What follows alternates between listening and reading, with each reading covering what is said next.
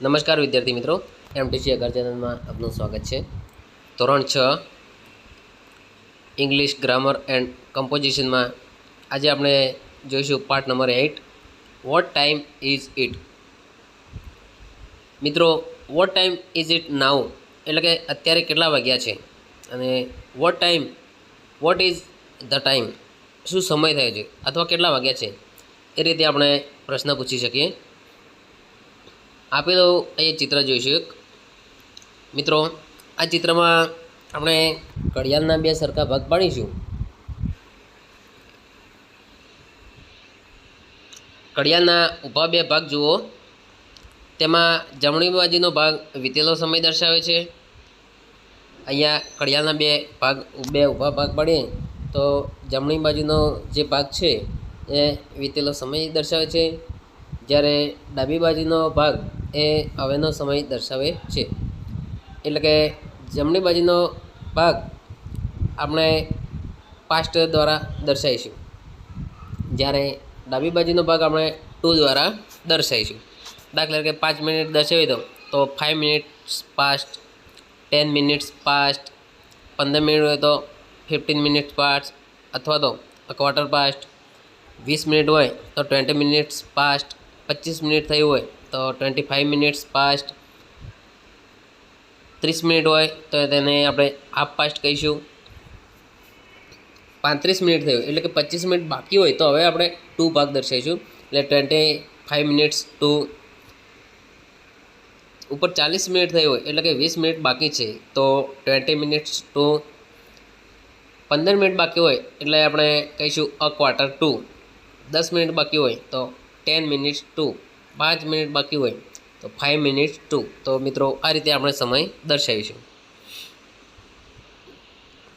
અહીંયા થોડાક શબ્દો છે ઘડિયાળ વિશે જાણવા જેવું। મોટું ઘડિયાળ હોય તો કહીશું અ ક્લોક। કાંડા ઘડિયાળને આપણે કહીશું રિસ્ટ વોચ। ઘડિયાળનો ચંદો એટલે કે ડાયલ। નાનો કાંટો જેને આપણે કલાક કાંટો કહીએ છીએ એને ધ અવર હેન્ડ। મોટો કાંટો એટલે કે મિનિટ કાંટો એટલે કે ધ મિનિટ હેન્ડ। મિત્રો, આપણે આગળ જોયું તેમ ઘડિયાળના ઊભા બે ભાગ જુઓ, તેમાં જમણી બાજુનો ભાગ વીતેલો સમય દર્શાવે છે, ડાબી બાજુના ભાગમાં મિનિટ પ્રમાણે વીતવાનો સમય દર્શાવે છે, એટલે કે બાકી છે।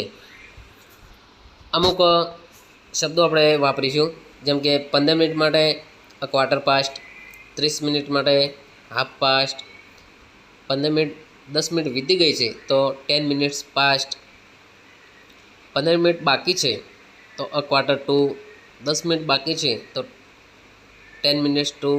એ રીતે આપણે દર્શાવીશું। અહીં મિત્રો સમય આપ્યો છે, થોડોક ઉદાહરણ આપ્યું છે કે કઈ રીતે આપણે બોલીશું। હવે આપણે એક્સરસાઇઝ જોઈશું। ઘડિયાળના ચંદા પરથી ઉદાહરણ પ્રમાણે સમય લખો। ઉદાહરણ આપ્યું છે તો મિત્રો, અહીં ઘડિયાળમાં 5 અને 15 મિનિટ થઈ છે તો 15 મિનિટ માટે આપણે ક્વાર્ટર પાસ્ટ બોલીએ છીએ। તો બોલવું હોય તો it is a quarter past 5। હવે આપણે જોઈશું ઘડિયાળ નંબર 1, 10 અને 15 મિનિટ થઈ છે, it is a quarter past 10। બીજી ઘડિયાળમાં 3 અને 30 મિનિટ એટલે કે 3:30 વાગ્યા છે તો આપણે બોલીશું ઇટ ઇઝ હાફ પાસ્ટ 3। ત્રીજી ઘડિયાળમાં 11:15 વાગ્યા છે એટલે કે 11 અને 45, તો 15 મિનિટ બાકી હોય તો ક્વાર્ટર ટુ બોલીશું it is a quarter to 12। એ જ રીતે ઘડિયાળ નંબર 4, 2 અને 30 મિનિટ એટલે કે 2:30 વાગ્યા છે તો ઇટ ઇઝ હાફ પાસ્ટ 6। ઘડિયાળ નંબર 5, એમાં એક્ઝેક્ટ 2 વાગ્યા છે તો ઇટ ઇઝ 2 o'clock। ઘડિયાળ નંબર 6, એમાં 8:30 વાગ્યા છે તો ઇટ ઇઝ હાફ પાસ્ટ 8।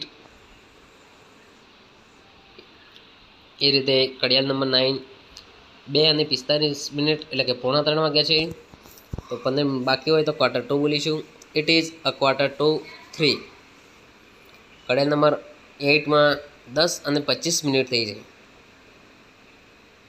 આપણે બોલવું હોય તો ઇટ ઇઝ 25 મિનિટ્સ પાસ્ટ 10 એટલે કે 10 ઉપર 25 મિનિટ। ઘડિયાળ નંબર 9, 12 ઉપર 40 મિનિટ એટલે કે 1માં 20 મિનિટ બાકી છે।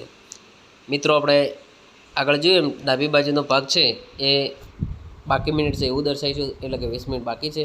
તો ઇટ ઇઝ 20 મિનિટ્સ ટુ 1, એકમાં 20 મિનિટ બાકી છે. ઘડિયાળ નંબર 10 એક્ઝેક્ટ 12 વાગ્યા છે. તો ઇટ ઇઝ 12 o'clock. ઘડિયાળ નંબર 11 4માં 10 મિનિટ બાકી છે. તો ઇટ ઇઝ 10 મિનિટ્સ ટુ 4.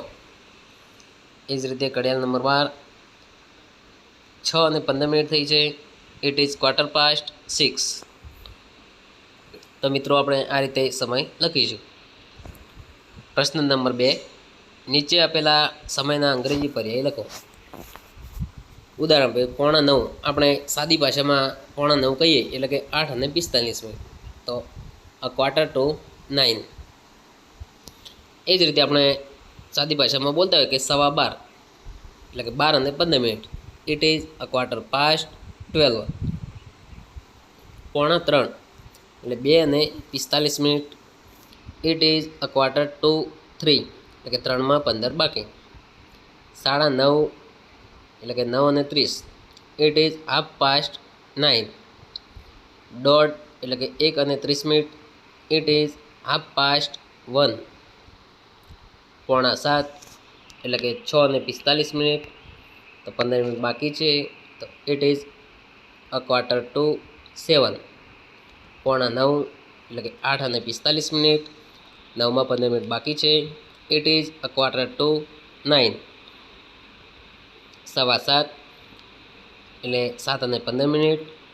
ઉપર 15 મિનિટ થઈ છે. તો 4:15 આવશે. It is 7:15. 10:30 વાગ્યા છે એટલે 10:30 આવશે. It is 10:30. એ રીતે એક્ઝેક્ટ 6 વાગ્યા છે એટલે કે ઇટ ઇઝ 6 o'clock. નંબર 10 6:15 એટલે કે 6:15. It is 6:15. 2:30 વાગ્યા એટલે કે 2:30. It is 2:30. 10:10 એટલે કે 10 વાગ્યામાં 10 મિનિટ બાકી છે એટલે 9:50. It is 10 minutes to 10. આ રીતે આપણે સમય દર્શાવી શકીએ. ક્વેશ્ચન નંબર 3, નીચે આપેલા સમયને અંગ્રેજી શબ્દોમાં લખો. ઉદાહરણ છે 8:55. તો મિત્રો અહીં આપણે ઇટ ઇઝ નહીં લખીએ, ડાયરેક્ટ જવાબ બોલીશું. 5 minutes to 9 એટલે કે 9માં 5 મિનિટ બાકી. 6:45 7:15. 8:15 8:15. અહીં મિત્રો 15 મિનિટ બાકી હોય તો 2:15 બોલીશું. 15 મિનિટ ઉપર થઈ હોય તો 4:15. નંબર 3 7:30 એટલે 7:30. નંબર 4 એક્ઝેક્ટ 5 વાગ્યા છે તો 5 o'clock. નંબર 5 9:15 9:15. નંબર 6 2:30 એટલે 2:30. નંબર 7 1:45 2:45 એટલે કે 2:15 મિનિટ બાકી. Number 8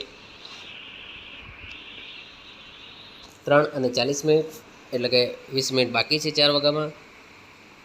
20 minutes to 4. Number 10માં exact 4 વાગ્યા છે તો 4 o'clock. નંબર 10માં 5:55 થઈ છે એટલે કે 6માં 5 મિનિટ બાકી છે તો 5 minutes to 6. નંબર 11 6:20 થઈ છે 20 minutes past 6. નંબર 12માં 9:45 થઈ છે એટલે કે 9 નહીં પણ 10 આવશે જવાબમાં, મિસ્ટેક છે. 10. નંબર 4 નીચે આપેલા સમય દર્શાવતા વાક્યો વાંચો અને ઘડિયાળમાં તે સમય દર્શાવતા કાંટો દોરો. ઉદાહરણ આપ્યું છે it is 20 minutes past 5. 20 minutes past એટલે કે 20 મિનિટ થઈ છે past 5 ઉપર. એ રીતે આપણે જોઈશું વાક્ય નંબર 1. ઘડિયાળ નંબર 1 ઇટ ઇઝ 2:45. 2:45 આવ્યું છે એટલે કે 15 મિનિટ બાકી છે. 3 એટલે કે 3માં. મિત્રો 3માં 15 મિનિટ બાકી એટલે કે 2:45. નંબર 2 ઇટ ઇઝ 8:30 એટલે 30 મિનિટ અને 10 એટલે કે 10 ઉપર. 10 ઉપર 30 મિનિટ એટલે 10:30. 3 નંબર જુઓ, ઇટ ઇઝ 7 o'clock એટલે કે એક્ઝેક્ટ 7 વાગ્યા છે. તો મિત્રો આપણે ઘડિયાળમાં 7 દોરીશું. Number 4, it is 10 minutes to 11.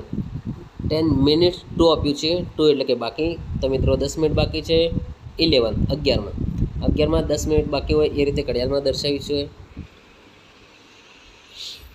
Number 5, it is a quarter past 6. Quarter past એટલે કે ઉપર 15 મિનિટ થઈ છે. 6 ઉપર એટલે કે 6 ને 15 મિનિટ દર્શાવીશું. It is a quarter to 6. Quarter to એટલે કે 15 મિનિટ બાકી છે. 6 એટલે કે 6માં 15 મિનિટ બાકી છે એ રીતે દર્શાવીશું.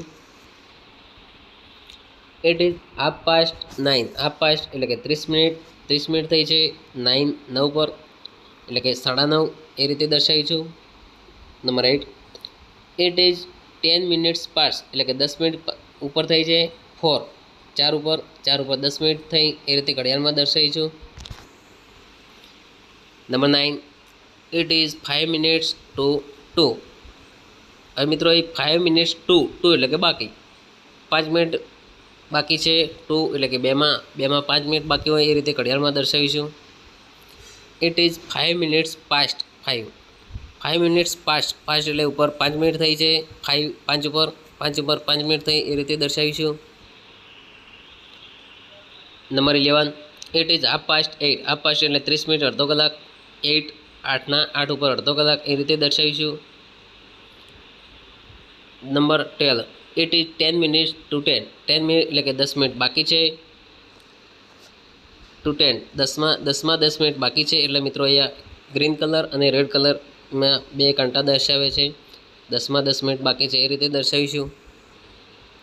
તો મિત્રો આ રીતે આપણે ઘડિયાળમાં સમય દર્શાવી શકીએ. ડુ યુ નો, શું તમે જાણો છો? મિત્રો અહીં થોડુંક જાણવા વિશે આપ્યું છે. મિડનાઇટ એટલે રાત્રિના 12 વાગ્યાનો સમય. તો મિત્રો આપણે સમયમાં AM અને PM લખીએ છીએ અથવા બોલીએ છીએ. તો AM અને PM એટલે શું? AM એટલે એન્ટી મેરિડિયન એટલે કે રાત્રિના 12 વાગ્યાથી બપોરના 12 વાગ્યા સુધીનો સમય છે એને આપણે AM કહીશું. રાત્રિ 12 વાગ્યા પછી 12 અને 1 મિનિટ એ રીતે સવારે અને પછી બપોરે 12 વાગે ત્યાં સુધી આપણે AM લખીશું. નૂન એટલે બપોરના 12 વાગ્યાનો સમય. PM એટલે પોસ્ટ મેરિડિયન એટલે બપોરના 12 વાગ્યાથી રાત્રિના 12 વાગ્યા સુધીનો સમયને આપણે PM દ્વારા દર્શાવીશું. તો મિત્રો ઘણા બધા મિત્રો જાણતા હોતા નથી ઘડિયાળનો ટાઈમ સેટ કરતા હોય એટલે કે AM કે PM. તો મિત્રો અહીંયા આપણે AM એટલે એન્ટી મેરિડિયન રાત્રિના 12થી બપોરના 12 વાગ્યા સુધી, અને PM એટલે પોસ્ટ મેરિડિયન એટલે બપોરના 12 વાગ્યાથી રાત્રિના 12 વાગ્યા સુધી. તો મિત્રો આશા રાખીએ છીએ કે તમને ઘડિયાળમાં અંગ્રેજીમાં સમય બોલતા આવડી ગયું છે. Thank you.